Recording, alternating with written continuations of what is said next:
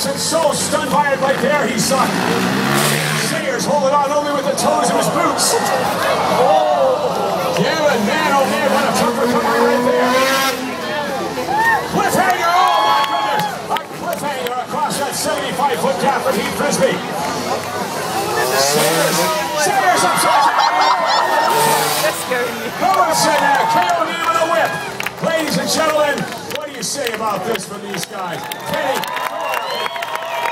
right there, come on. Let's bring those other guys back here.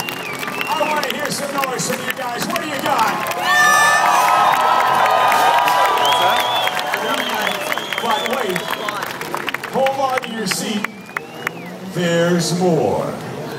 We got an extra special chapter to write for you. A footnote in it right here as we take two men, put them on the ramp at the same time, and imagine this, turn them both upside down. Are you ready for it? Because, ladies and gentlemen, here they come.